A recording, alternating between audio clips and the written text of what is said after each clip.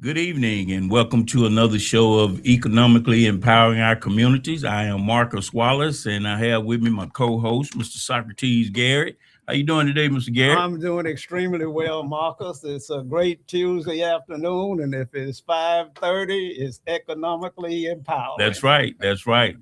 And I am excited myself, especially today because we have another impactful show. I tell you, as long as we continue to keep bringing wisdom in the studio, I'm going to be elated every Tuesday. And today we do have a person that definitely needs no introduction. He was once my doctor at one point in time, and he was such a good doctor. I felt the need to drive to Canton to get my checkups, and he's a former mayor of Canton, Mississippi. And this evening we have Mayor Dr. William Truly. Well, thank you. How you doing, Mayor? I'm doing just fine. Good. You and I have something in common once, the credentials of being a mayor, and as well as yourself. That's right. And so, and of course, Socrates Garrett, the credentials of being a successful entrepreneur. Right. Well, so we can between two great people here. We actually can make Socrates an honorary mayor because that campaign trail we was on, I believe all of us got acclimated to being the mayor of Jackson. So we can definitely make him an honorary mayor as well. I'll accept that. That's right. I was listening to Marcus as he was talking, and a lot of times I come across people and they speak to me and they say hello. And one of the things that they said, and you sort of reminded me of that, you used to treat me when I was a little girl. So I was listening to Marcus and how he used to come to the clinic in Canton. So I didn't know he did not mean to share my age. Okay. No. Actually, I was sharing the fact that I appreciate you taking care of me on the health side all these years because we definitely, on a serious note, man, we are losing a lot of folks around here, and I got serious about my health at an early age. I would say that. So I definitely appreciate you, looking out for me over those years.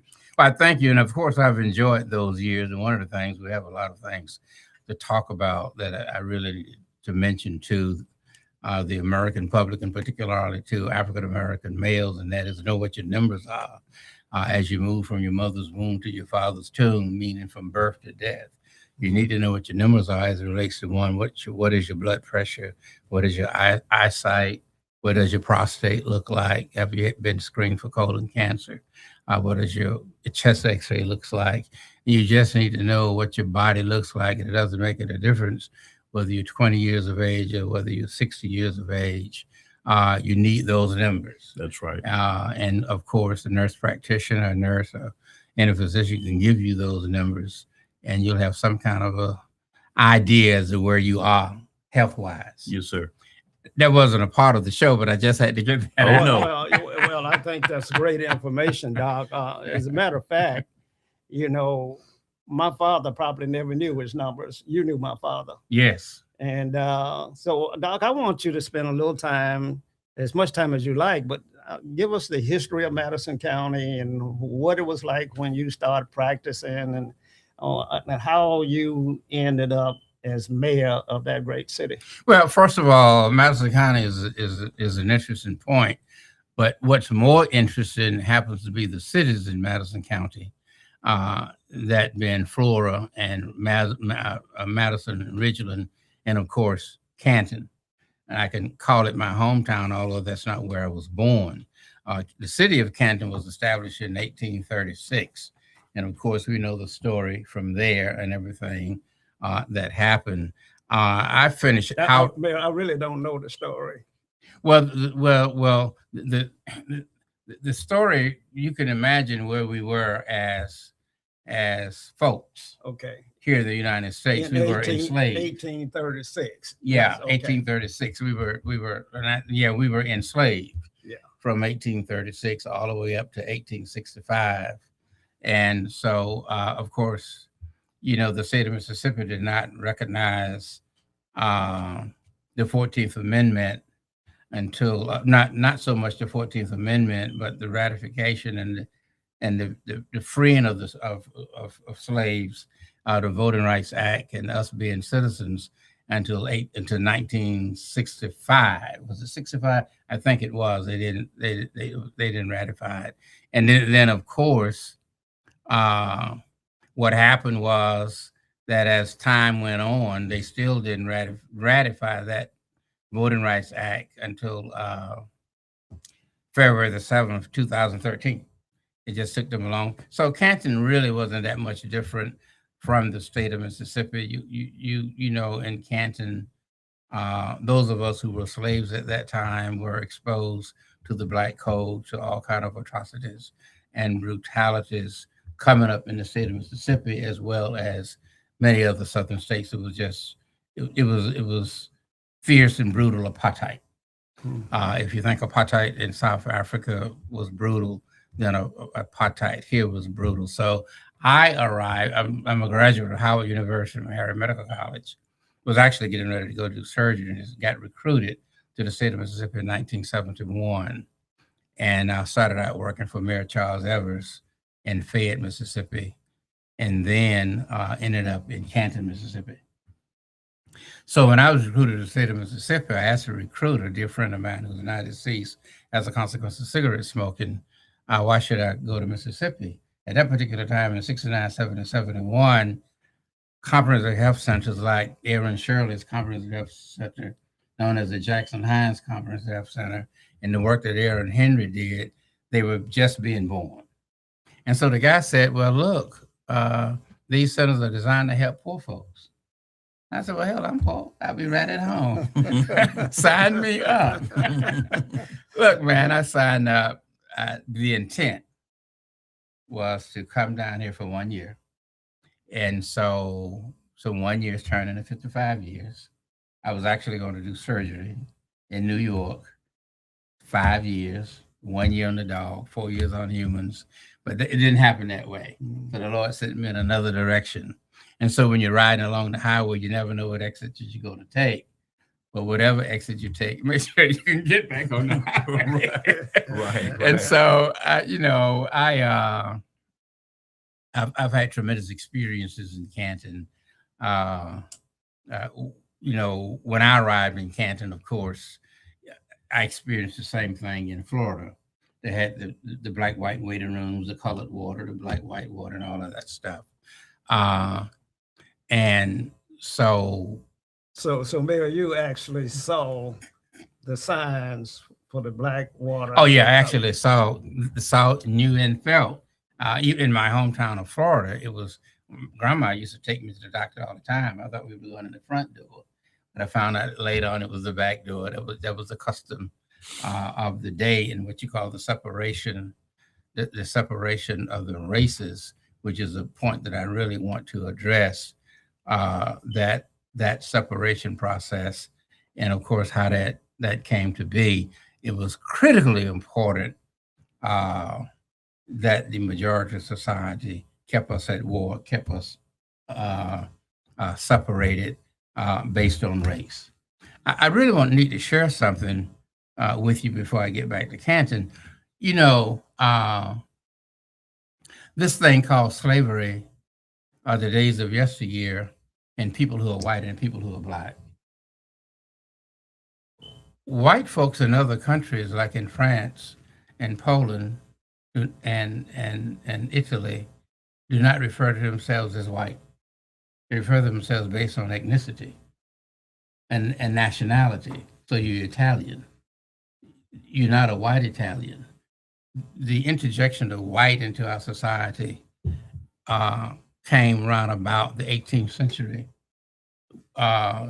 during the time when we were still slaves, and that was necessary because there were a set of laws for people who were black who looked like me, and a set of laws for people who were white that looked like white folks. And so we created this false narrative. It's just like creating a false narrative that Jesus is white You don't know what Jesus is white, but that's all we've been told all of our lives, that he is white. You know, he might be something else. And because the Bible speaks of his woolly hair. And that reminds me of people who came from a lineage that have African ancestry. And so all of these laws were put into existence to keep us separated. So when you look at the Dred Scott case of 1857, Dred Scott versus Sanford, in that ruling, the Supreme Court ruled that we had no rights. That was Dred Scott. In the Plesser versus Ferguson case of 1896, the Supreme Court ruled that we may have legal rights, but no social rights. You see what I'm saying? Mhm. You can't social intermingle. We understand the 13th, 14th, and 15th Amendment that gave you the right to vote and citizenship and protected you against segregation in the creation of laws that were detrimental to your well-being. But Plesser versus Ferguson says that you didn't have those rights. But 56 years later, along came the 1954 Supreme Court decision, Brown versus the Board of Education, Lyndon Brown of Topeka, Kansas, that says that you have to integrate the society. That's basically what it was saying. And that's where the social rights came from, being able to go into the hotels, being able to go to separate schools. Of course, we know what happened as a consequence of integration. Many of the members of the white community went to academies and went to private schools. The same thing happened in Canton. You got Canton Academy today. You got a white high school that is now an apartment complex. And so you still have in Canton, the Canton Separate School District that is 98% African American. And so the what was seen there was basically white control, intimidation, and I would say even, you know, what happens is that you can actually train someone how to behave. Explain.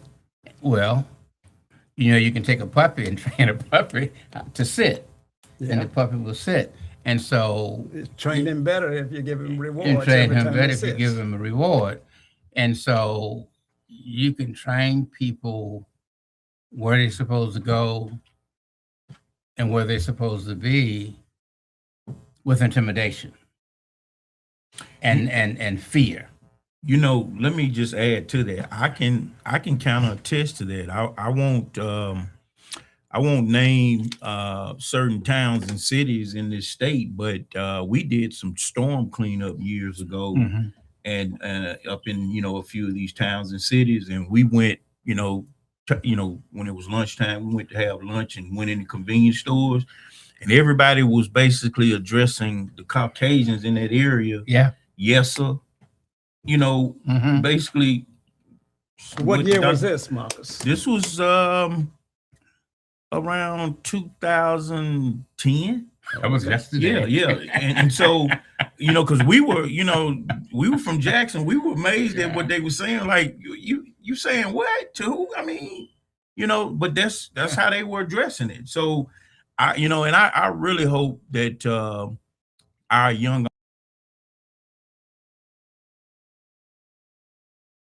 audience is paying attention, you know, to then why we hit the pavement and pound so hard about this voting, you know, the importance of voting and things like that.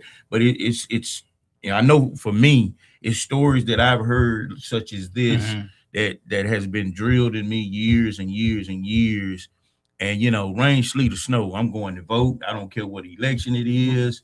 You know, so this is some very key information that you're saying. You know, Well, this is the problem we're running into, Socrates, is that we're actually creating a lost generation. Let me explain that to you. When I was coming along in a little place called New Smyrna Beach, Florida, I came up under a strict apartheid system, a strict system of segregation. Okay. And so we knew what the rules were when we crossed the railroad track. So we crossed the railroad track to go to Piggly Wiggly to purchase food items, not to go to the movie, not to go to the tennis court, not to go to the beaches. Those just unspoken rules that everybody understood. Of course, in our little town, we had what was known as Bethune-Cookman Beach, named after Mary McLeod Bethune, and there were other beaches for, during that time, colored folks. Okay. Then, of course, we became Negroes. But at any rate, and that's true. And so what's happening now is that those of us who went through the Emmett Till era, and if not, an Emmett Till era, I think that was 1955. Eisenhower became the president of the United States in 1952. I was in the 4th grade. I guess I was 9 or something. But at any rate, 3 years later, Emmett Till was killed. So I must have been about 12 years of age. So our viewers all over the world don't have any reference point to Emmett Till. Well, Emmett Till is a young African-American male who was 13 years of age, who was accused of whistling at a white woman in a little place called Money, Mississippi, back in 1955. It turned out at the end of the day, years later, that never happened. And that was a confession that never happened. But at any rate, he was brutalized, he was murdered, and thrown in, I forget the name of the river. Was it? It'll come to me. Tallahatchie. The Tallahatchie, thrown off the Tallahatchie Bridge into the river. And the mother did not want a closed casket. She wanted an open casket because he had been so viciously and violently brutalized. She wanted the whole world to see his body as a testament and a testimony as to the depth of racism here in our country. That is the story that probably ignited the civil rights movement and had a greater impact on Black folks. When we saw that open casket and pictures of that just brought it home to what was really going on in the Deep South. Well, you're absolutely right. Now, we knew, Marcus, that, we had to ride at the back of the bus. We couldn't buy a hamburger at the lunch counter. I had one of that Dairy Queen and all those places. The Greyhound bus driver was going to say, get to the back of the bus. And of course, said that to Rosa Scott.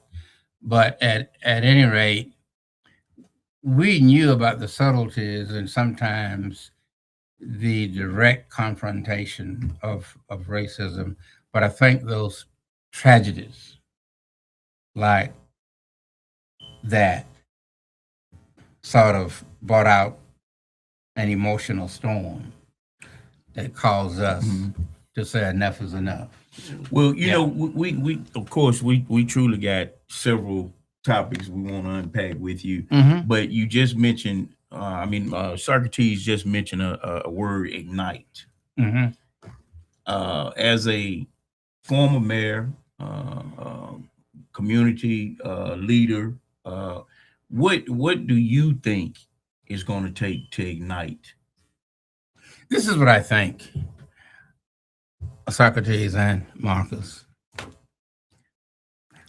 It's actually going to take a knotting together, a stringing together, our time together of all of our soldiers and all of our warriors. And I don't mean the soldiers in the military or the warriors in the military. I mean the soldiers who are in the community. And so there's going to have to be a unification of the ministers who have a voice. Not only is it that the ministers have a voice, they also have an audience. It's going to and as a part of that knot, part of that rope, you're going to have your AKA, your Alpha, your Omega, your Sigma, your Zeta. You're going to have your Herons of Jericho. And we're going to have to sit down as a body and figure out where do we go from here and what is it that we want our community to look like. So what has happened over the past 20, I can almost say just about 30 years. This is 25. What has happened over the past 30 years is that young people didn't go through what you and Socrates went through. So they don't have a base. Even if you tell them, and even if you see it, they don't have any experience in the perpetuation of biases and prejudices coming after them in waves. They don't have that. I think when integration came, integration mitigated a lot of our strengths, because I was in a strict segregated system, and it made those of us who were in that system stronger. Because when we came out of that system and went off to college, we were brilliant. We didn't know it then. We didn't know that these African-American school teachers had made us brilliant, and they put us at a point in life where we could enter any school in the nation and do well. So our kids don't have the experience that we have. But if we don't teach them those experiences, then what's going to happen is we're going to have a lost generation. Let me ask Socrates a question and ask you a question while we're here that interests me. And you can go back to the 15th century on this, and you can go back and take a look at the role of the Catholic Church, the Holy See, the Pope, the Vatican in slavery. Now, Donald Trump passes out executive orders. The popes, beginning with Pope Nicholas V, passed out what they call edicts. When you can look it up, one of the edicts was done, D-U-M, diversus, D-I-V-E-R-S-A, and the other one was Romanus Profecti. That's what it was. And what these edicts said was, and get this, the Catholic Church gave legal authority and moral authority to many European countries, including Portugal, to go into Africa, take the land, and enslave the people. That was the making of the slave trade. So who owed us reparation? This country or the Catholic Church?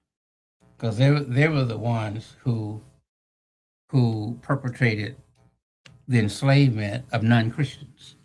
You never heard of that, right? No.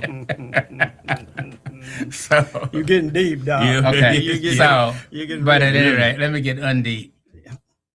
And so our kids, Marcus, when you take a look at the voting records in Hines County, when you take a look at the voting records in, I'm not going to say Madison County, but I say Canton, we're getting 20% turnouts.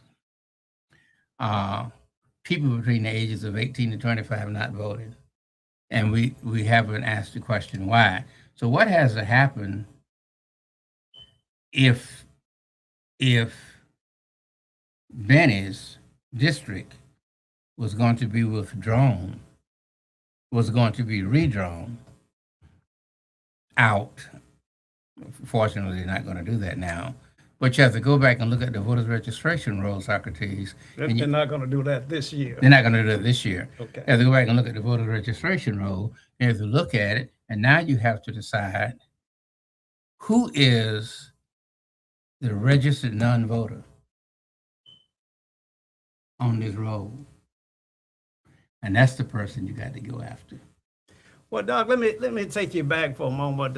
Marcus brought up the word ignite, and I think that he is saying that we got to come together, and you're saying that we got to come together.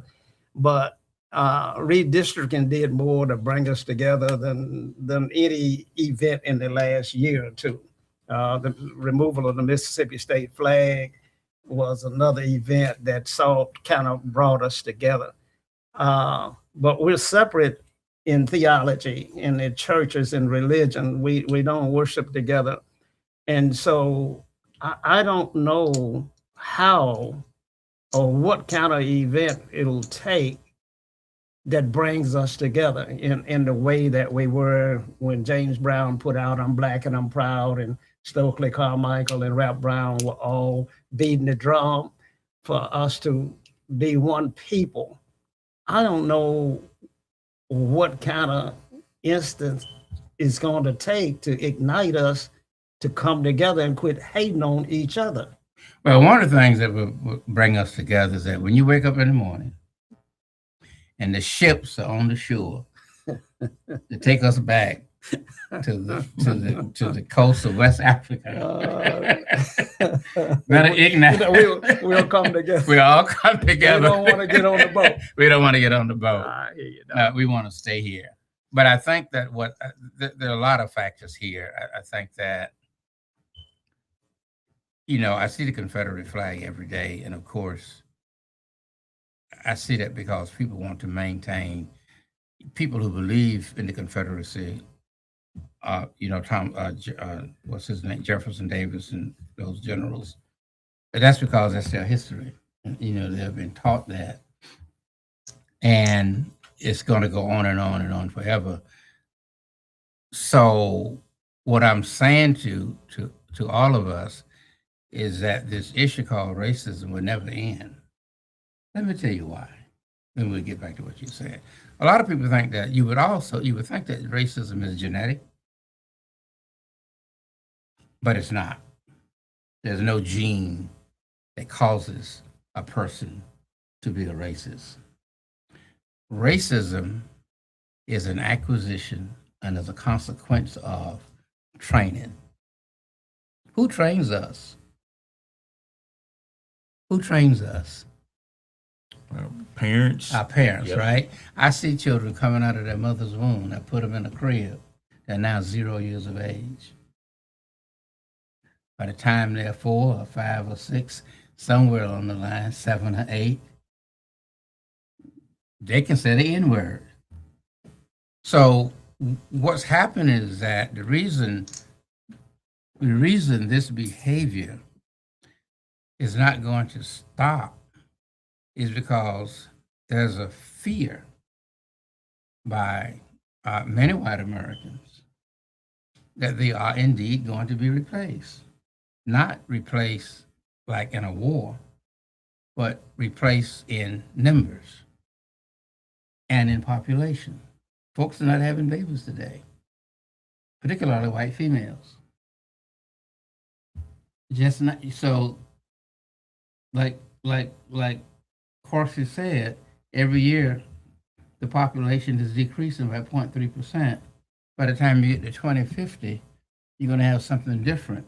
You're going to have a minority, meaning Hispanics and African Americans, being the majority. Now, do you think that who wants that? So what's this fight? How is it? I'm gonna say this. How is it that a person who was born in 1565 can have the same mood and attitude as the person who was born in 1965, or 2020 for that matter? It passes on down the line in a capsule and like a seed. Wow. And it's not going to ever stop.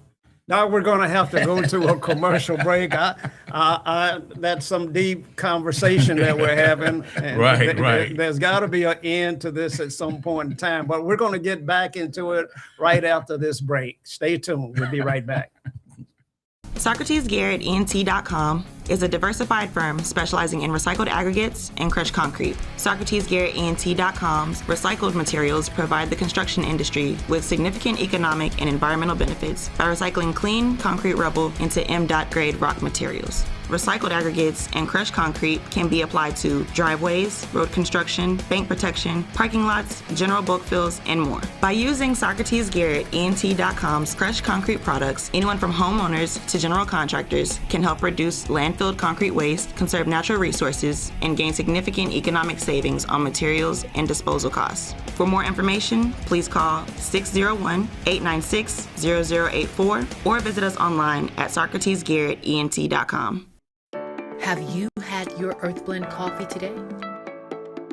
At Earthblend Coffee, we take pride in offering you the very best of beans across the world, blended and roasted to perfection, giving you superior quality and satisfying and flavorful taste. Experience the world in one cup with Earthblend Coffee. To order, visit earthblendcoffee.co now. And we're back from commercial break. To our audience out there that's viewing us on YouTube, we want you to subscribe to the program, hit the notification bell. You won't find these conversations on any other platform other than We Believe Digital. If you're watching us on Facebook, subscribe to the program, hit the notification bell, send us stars, support this platform.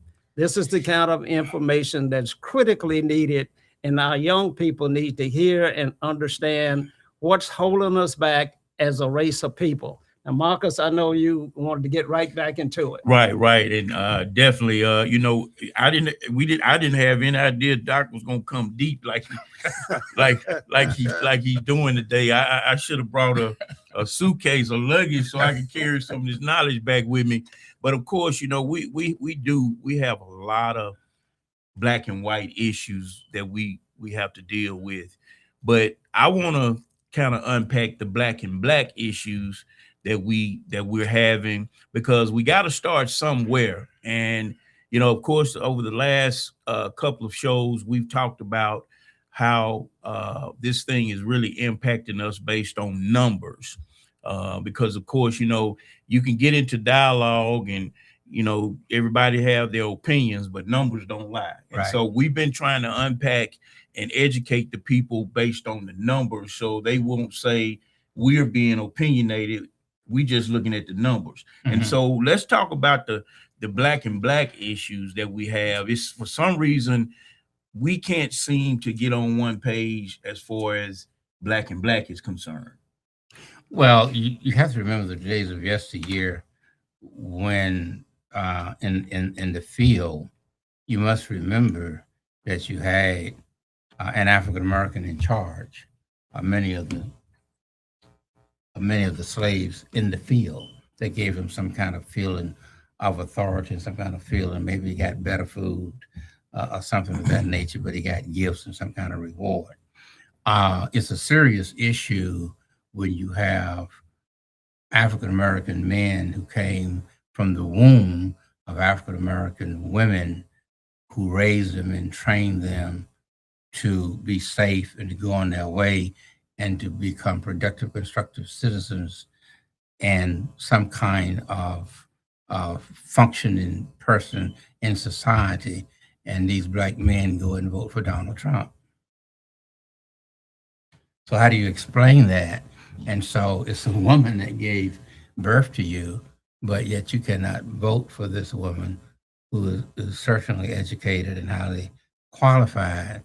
I think that some kind of a way we're going to have to ring the bell that we cannot survive, one, without each other. Right. Two, we have enough enemies as opposed to having each other as enemies. Three, it is too exhausting and depressing to spend all of this time fighting your own folks. And so what has to happen today is some kind of a way, the schools, like the school in Canton, in all of these African American schools, that the children have to be taught a purpose and given a reason, and they have to have models. And many of us never had models, but they have to have models, even if the models in AI or some kind of a book to give them spiritual hope and emotional hope that they can be all that they pursue to be. And I understand that world because I came up in a world in which mothers were not married. My brothers and sisters, and my mom was not married to their father. So I have firsthand experience in what it's like to be dirt poor. So, but sociologists always said that I was poor, but I didn't know that I was poor because we always had vegetables and in the yard, and we always killed the hog and turned him upside down, and that was our food stuff. And so we just have to believe that there's no intent for us to hurt each other, that we'll be stronger if we would join hands rather than jerk our hearts and hands away from each other. Right. Let's let's shift for a minute. Now, mayor to mayor, we know that in order to move the needle in your community, you gotta, at the end of the day, the bottom line is you gotta have some resources. You gotta get some money, some funding. In your terms of being mayor of Canton, were there serious challenges as to trying to get the African American political leadership in this state to help push to get funding for you? Number one. Number two, as far as affording African American companies opportunities in Canton, what did you see before you became mayor? How was it when you were mayor, and how do you see it since you've been gone? Now, let me first, before you start, let me thank you, because I think that the film commission project was under your terms, right? Right. Okay.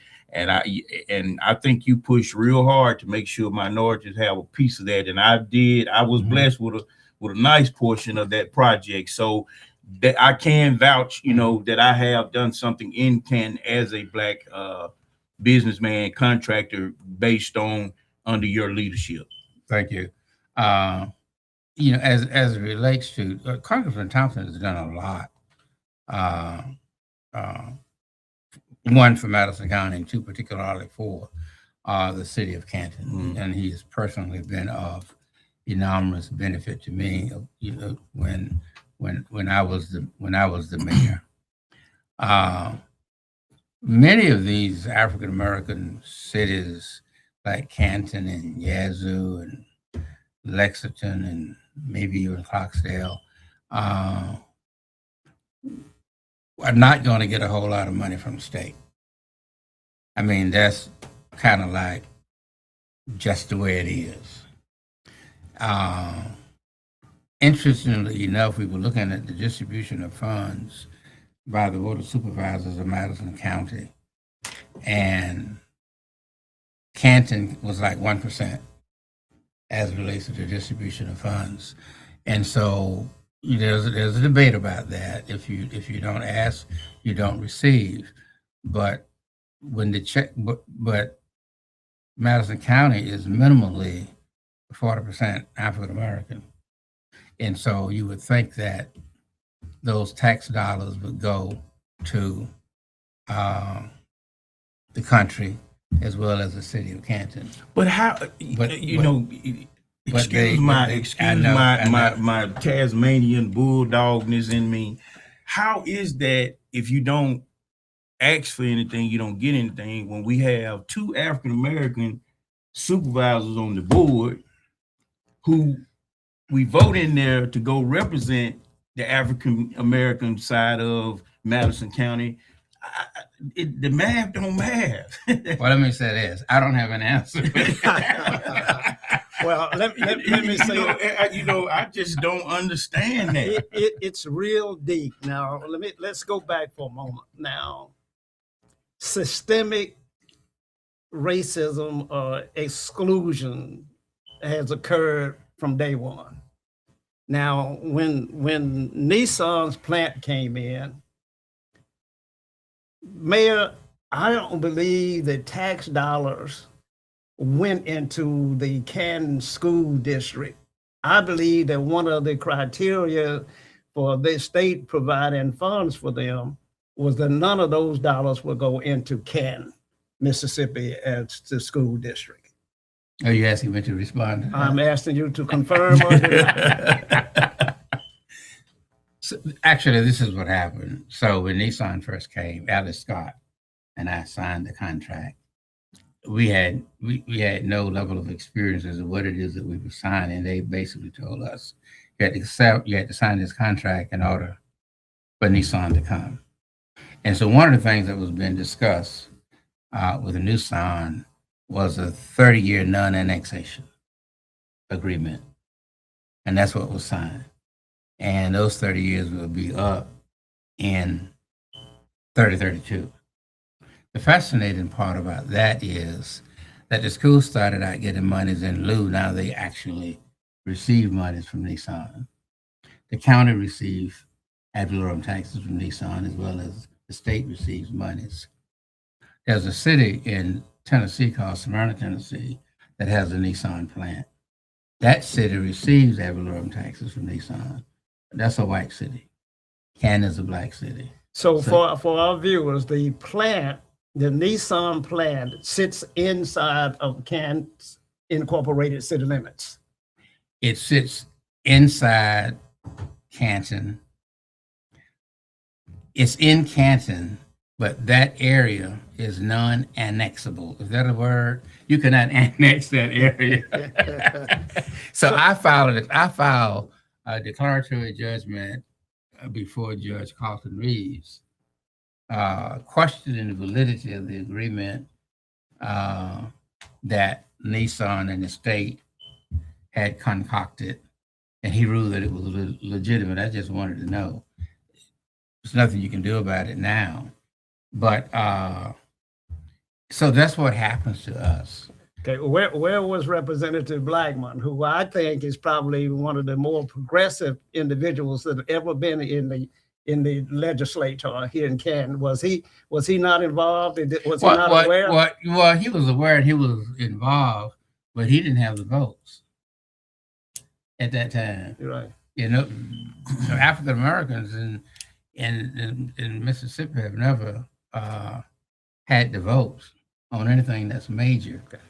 Well, let's keep going. I believe that the Levi Strauss plant that sits in Gluckstadt was in Canton's Industrial Park. It was in Canton Industrial Park, and that plant was receiving for a time free water without paying any bills until it was exposed. So these are the kinds of things that go on. But getting back to what Marcus said, that's amazing. It's man. hard. It's amazing, man. Howard Kitchen says it's hard on the color. Then you die. Get ready. Wait, there's a song saying it's hard on a pen. Forgotten exactly. I say it's hard on the dock. Marcus says hard on the mayor. But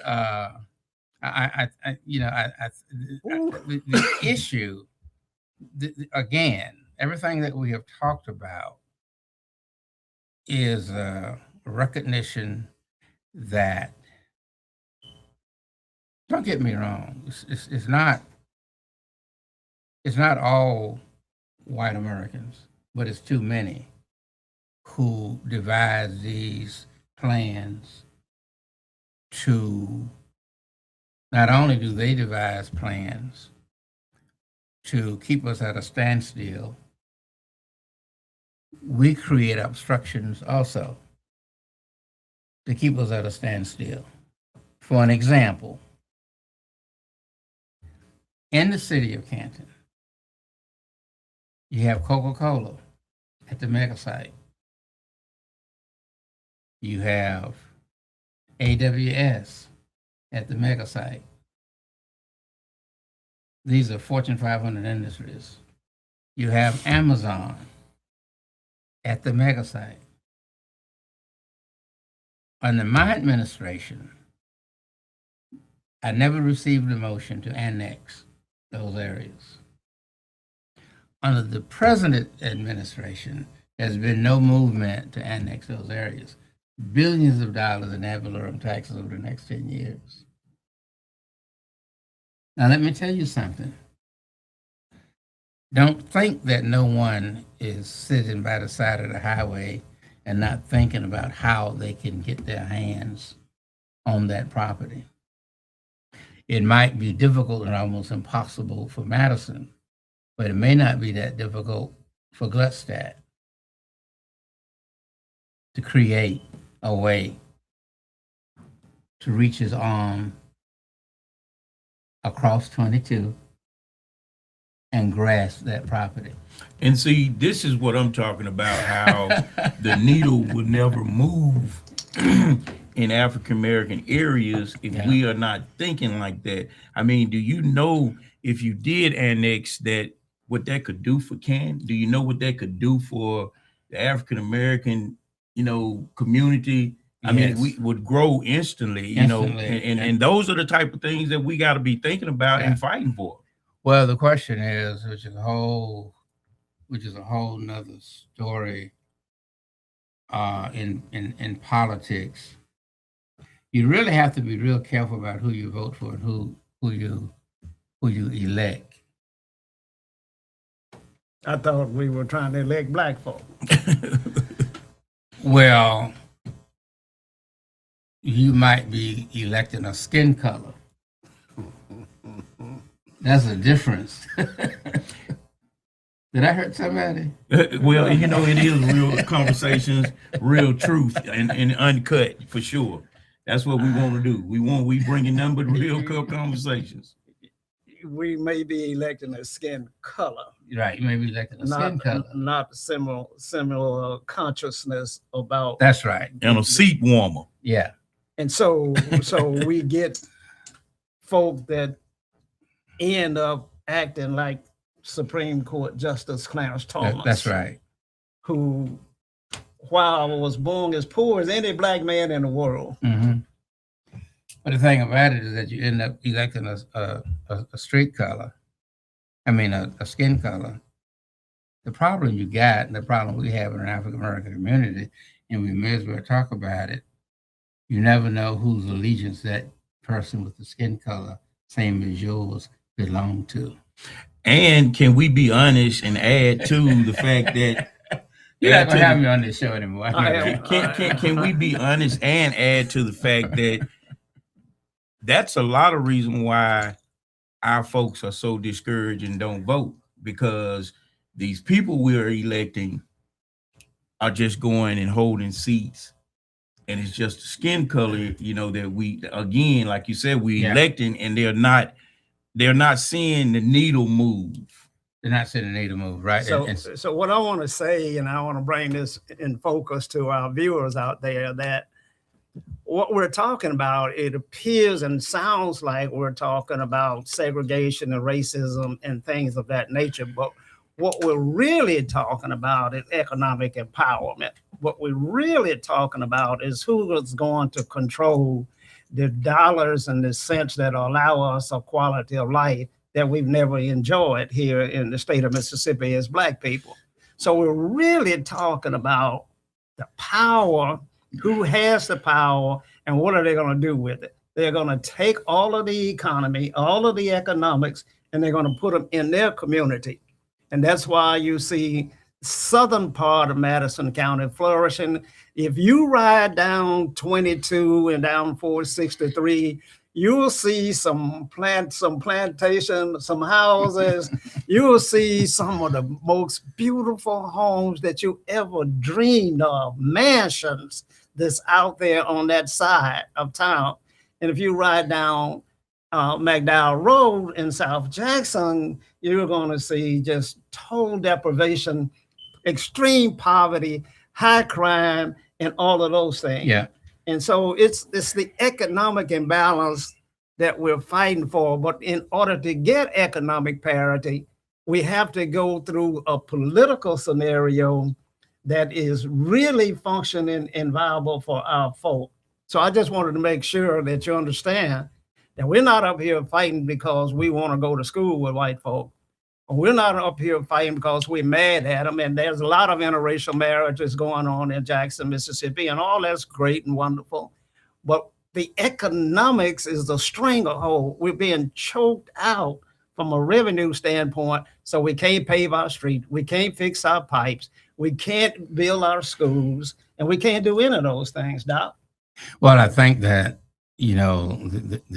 despite everything that we have said, you're absolutely correct. Everything reverts to the dollar, whether it's George Washington or Benjamin Franklin, Thomas Jefferson or Trump on the $250 bill, but everything reverts to that. And so the question, Marcus, is who can we save? So there's a drowning crew in the water, and you throw out the net or you throw out the rope, and some of them refuse to grasp the rope to be pulled in. The point is, you cannot save everybody. We have to save those of us who want to be saved. And those individuals who want to be saved, we have to see to it that they become all that they can become in life, and that they are trained to reach back and create a bridge and bring others over. A lot of groups do that. So it's not a new philosophy. A lot of groups survive. They become doctors and entrepreneurs, and they reach back across that bridge and bring others like them. And it goes on for years and years. And so we have a lot of work to do. It's not going to happen immediately. But I think what's going to happen is that each community is going to have to develop a plan for cementing and calling together the brothers and sisters from the days of yesteryear and from the days of today, and move forward, because we will forever have folks who don't want us to have. Let me say that again. We will forever have folks who don't want us to have. And there's a song, I've forgotten who said it, open up the door and I get it myself. Mm-hmm. I don't know whether it was James Brown. Yeah. And so this is a very critical moment and a very critical time in our lives in which Medicare is being cut, Medicaid is being cut, gasoline is high, insurance is high, people can hardly find jobs. We're headed in a world with the AI people in which a lot of people are going to be displaced with high technology. We may have to tell our kids this is a field that's going to be popular over the next 20 to 30 years. That's going to help you take care of your family, as opposed to what you thought you may have wanted to go in. So it's complicated. You cannot answer everything today. Well, Doc, we're going to continue trying to unpack it, and we're certainly going to have you back and continue this dialogue and conversation. I think it's critically important to our leaders out there, our political leaders, our spiritual leaders, and our community leaders out there, that they get trained and that they understand before we can even get to our children. But we got a few house cleaning things we got to do. Today, there was a ruling by Judge Wingate that said that the Jackson Water Authority, the state of Mississippi's attempt to create a water authority, could not be, well, let me put it this way. He said that it could be formed, but it could not choose a chairman, nor could they take any action. And so Mayor Horn of the city of Jackson is celebrating the judge's decision to not allow the state of Mississippi and its water authority to take any action at this point. And so, Marcus, I know that you have been following this story very, very closely. And what's your feelings? Well, I think that I'm glad the judge did the partial ruling, because it gives us an opportunity to really look at other options for the city. I've said this, from a mayor's standpoint, I do not like boards, commissions, and authorities, which is $1 million question that I got to definitely ask Doc before he get out of here. But I think that, the ruling was good only because it gives us an opportunity to look at other options for the city of Jackson, because, Doc, Mayor, you can attest to this. When you give up your water revenues, you might as well go home and sit down. Right. Honestly. And so that's leading up to the question that I had for you, Mayor Truly, is that the Can Municipal Utilities, was that created under your leadership? No. Okay. No, that was created back, I can go back to, it was either 1950 or 1965. Okay. I think it was 50. What was your experience on, do you think that was a good thing for the city of Canton? I think I know what Which your answer one? might, the Canton Municipal Utilities, as far as, because it's my understanding all the utility funds go to that instead of the city, right? Or Correct. Okay. Correct. So CMU was developed back in 1950 or either maybe in 1965. We as African Americans have never had any control. Even though your city was 90% African American. Right. We've never had But any you had control. no control. Well, and that's because when somebody was appointed to the board at that time, when we had 3 whites on the board and 1 African American, and sometimes 2 would always vote with the white board members to maintain the status quo or white control of that board. And so that's what I mean when you vote for a color rather than the person's heart. It really creates serious problems for you down the line. And then, of course, you have no way of knowing that, because in our country, everything is color. So repeat that again for the listening audience. You said Canton was 90% African Americans. Yeah, but the CMU had always been white controlled. And the CMU, Canton Municipal Utilities, has always been white controlled. Yeah, except for when the year 2000 came in. Well, not 2000, 2005 came in, and things started changing. And so, but we still have a lot to do as it relates to CMU. One of the issues that had always bothered me, and everybody knows about it, in which CMU wants to own a water treatment facility that was making money, although they were told that it wasn't making money, but it was making money. All water treatment facilities make money because they drain your sewer. Now that AWS is at it, drains your sewer. But to make a long story short, because it's such a long story, the city of Canton. In 2005, the general manager, John Wallace, transferred half of the ownership of CMU over to MACWA, which is the Madison County Water Association, without the authority of the board. Later got the authority. 20 years later, the CMU board decided that they claimed that they had financial problems. They decided that they were going to strike a deal and give the water treatment facility away to MACWA. Not to sell it. To give it away. They gave it away. It was worth about $8 million. And that board gave it away. And so so you have things like that going on. I think one of the big problems that you have in these African American communities, Marcus, is the lack of communication. A lot of these small areas they don't know what the board is doing.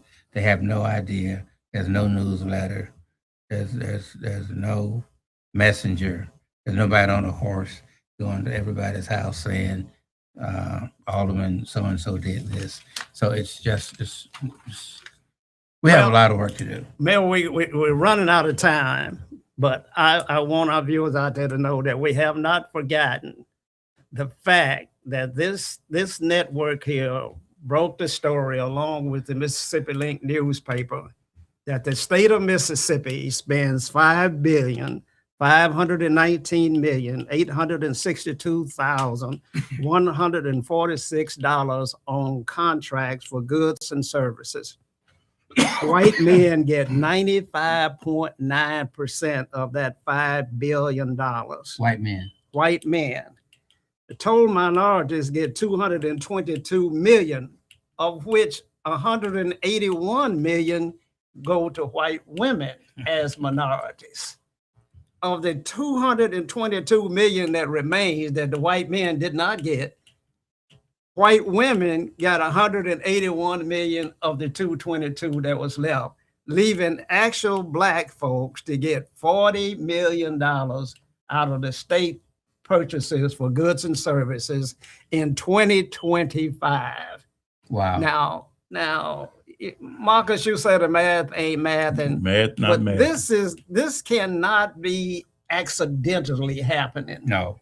This is planned, strategic policy that's being created by the state of Mississippi to keep the black folk in their place and second-class citizens with no economic power. And when a hungry man, you can force a hungry man to do crazy things.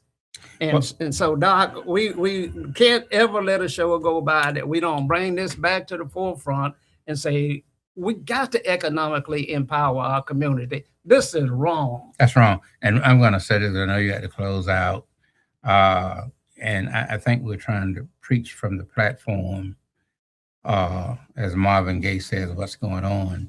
And what's happening to us is that there's always a movement about to keep us away from wealth and away from knowledge. And just remember that. I don't want you to be educated, and I don't want you to have money. If you're not educated, you don't have money, then I can control you. Absolutely. Well, that's the end of our time today. Again, support this platform. If you're watching us, subscribe and hit the notification bell. Every Tuesday at 5:30, Marcus and I will be here with impactful guests, and we really need your support. The information is critical that we get it out to our community. Those of you watching us on Facebook, subscribe to the platform. We've been seen all over the world in over 139 different countries. And we're glad to bring you this information and these kinds of impactful conversations. Marcus, what do you think? Man, we got so much knowledge in here today. I'm still trying to see how I can load it all in the car. I know tonight I'll be looking up at the ceiling for about 2 hours just digesting. But JB has it on his what you call it, video. Yeah, exactly. Having to catch us But Dr. Truly, it's been a pleasure. Good to see you. I hadn't seen you. I think the last time I saw you was at MMA. Conference. But well, my wife and I we won't be at MMA, but we'll be at NBC Leo. Okay. They have more interesting topics. So yeah. We go there. Well, I'll definitely be there this year too. I got a booth for my company down there, so I'll be there. But we definitely will have you back on the show. So don't get lost on us. Okay, well, I'm saying I don't think we had enough time to get there are definitely some more parts to all this knowledge that you brought, but we appreciate it. And as always, I enjoy riding shotgun with my man over there. Thank you. Until next week, our guest will be Mayor Harvey Johnson, coming on at 5:30 on Tuesday afternoon. Stay tuned. It's going to be an impactful show. Good night. Good night. I'm going to look at the door.